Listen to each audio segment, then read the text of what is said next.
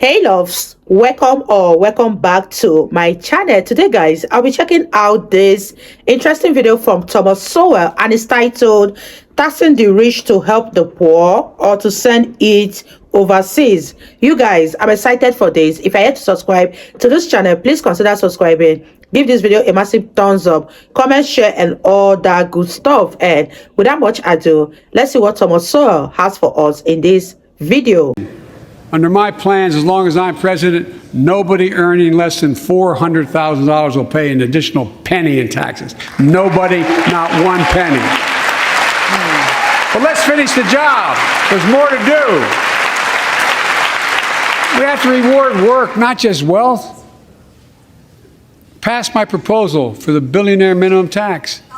You know, there's 1,000 billionaires in America. It's up from about 600 in the beginning of the term. But no billionaire should be paying a lower tax rate than a school teacher or firefighter. I mean it. Think about it.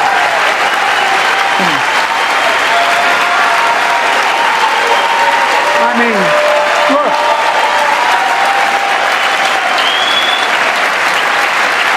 I know you aren't enthusiastic about that, but think about it. Think about it. Have you noticed Big Oil just reported its profits? Record profits. Last year they made $200 billion in the midst of a global energy crisis. I think it's outrageous. Why? They invested too little of that profit to increase domestic production. And when I talk to a couple of them, they say, we're afraid you're going to shut down all the oil wells, all the oil refineries anyway, so why should we invest in them? I said, we're going to need oil for at least another decade. And that's going to exceed and beyond that. We're going to need it. Production. If they had, in fact, invested in the production to keep gas prices down, instead, they used the record profits to buy back their own stock, rewarding their CEOs and shareholders. Corporations ought to do the right thing. That's why I propose we quadruple the tax on corporate stock buybacks and encourage long-term investments. They'll still make considerable profit.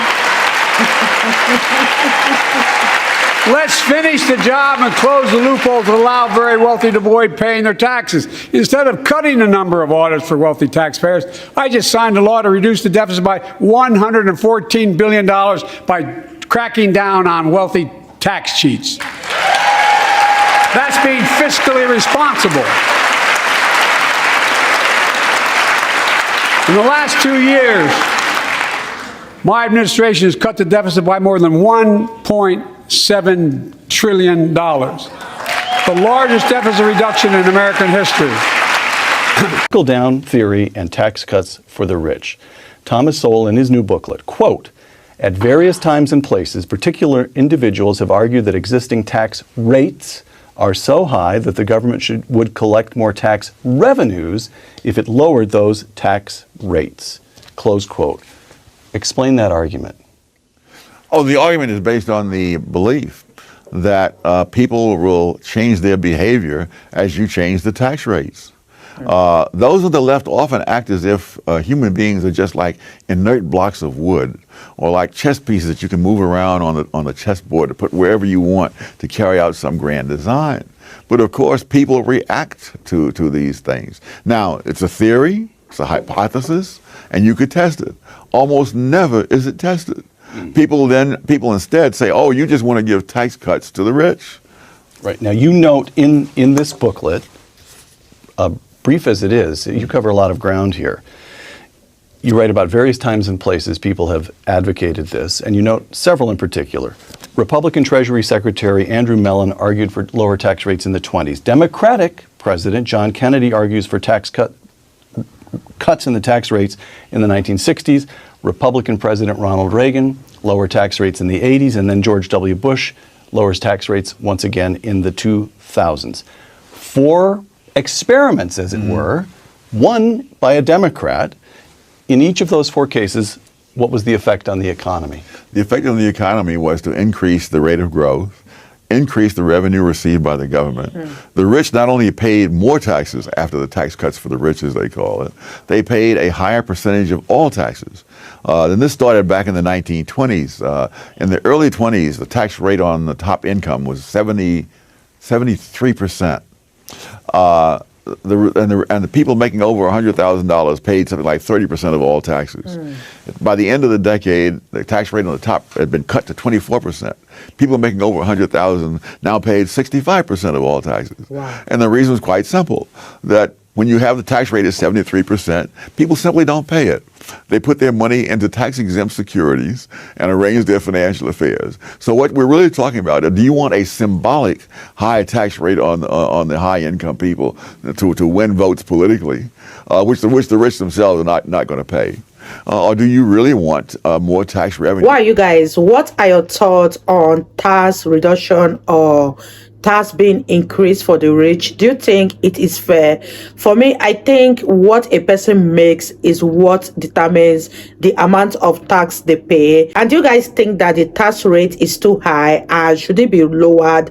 Leave your thoughts in the comment section down below and let's continue watching, you guys. Coming into the government. So the argument you say it's an empirical matter. It can be tested. It has been tested. It has been 4 different times, and it always worked. That's right. All right. In trickle-down theory and tax cuts for the rich, you quote such liberal heroes, progressive heroes as Woodrow Wilson and John Maynard Keynes on the importance of keeping tax rates modest. The Keynes quotation is especially striking. Quote, John Maynard Keynes, taxation may be so high as to defeat its object. A reduction of taxation will run a better chance than an increase of balancing the budget. Close quote. Then you, Tom Sowell, write, at this point there was not yet a sharp partisan difference on lowering high tax rates. Close quote. When did this sharp partisan difference emerge? What happened? In the second half of the 20th century. And on account of what? I guess over time, the Democrats moved further and further left. And so you had in the party only those people who thought it was wonderful to raise tax rates on high-income people. Trickle down and millionaires. Now, the attack on this theory, which has been tested and shown to work. President Obama in December of last year, the market will take care of everything, they tell us. Jobs and prosperity will eventually trickle down to everyone else. In April of this year, during the Bush years, the wealthy got wealthier, but prosperity sure didn't trickle down. In July, this past summer, Barack Obama, we've tried it their way. It didn't work. We were told that prosperity would start at the top and then trickle down. Close quote. Where does this phrase trickle down come from? Oh, I don't know. It was as far back as the Roosevelt administration. There is it is an incredible thing. There is a non-existent theory that is constantly being attacked. Some years ago in my newspaper column, I challenged anybody to cite any economist outside of an insane asylum who had ever made that argument. Nobody ever came up with a single person. So when Barack Obama says in this past July, quote, we were told that prosperity. Ask him who told him. Nobody told him. Nobody told him. No economist has ever held that. No politician has ever said it. I don't know of anybody who's ever said it. In fact, when I put this out, and I went out a nationally syndicated column, various people wrote me and said, well, so-and-so said that, so-and-so said it. Find me the person who said it. I don't want to hear how A said that B said. Find me B and show me where he said it. And that was years ago. Not one example has been offered. All right. So trickle-down economics is not a political theory. It is a political, I beg your pardon, it's not an economic theory. It is a political hack phrase used. It's a caricature. Caricature. Yeah. In other words, the argument really is not that you should put more money in the hands of the wealthy. It's also part of a zero-sum conception of the economy. There's the thought that if you cut the tax rates on the rich, why then there'll be less taxes for the government, or you'll have to raise the taxes on other people to make up the difference, or cut programs and so forth. So that I hear all the time. It drives me crazy. So what about this notion, George Bush, it was a giveaway, that George Bush cut taxes on the rich, and if he had not done that, the budget would be much closer to balance. He was just giving it away. It was pointless. The sheer pointlessness. Yes, but in the paper, I point out where the New York Times itself says, there's been an unexpectedly large increase in tax revenues from the wealthy and from corporations, which has reduced the projected budget deficit.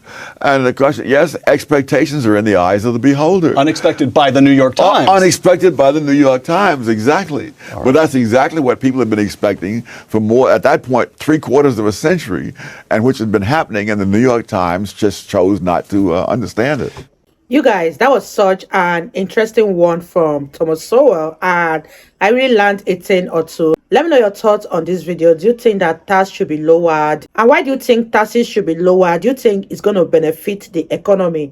Leave your thoughts in the comment section down below. I really had fun with this video, and I believe you guys also enjoyed watching. If you did enjoy watching, give this video a massive thumbs up, comment, share, and all that good stuff. And I'll see you all in my next video. Bye, guys.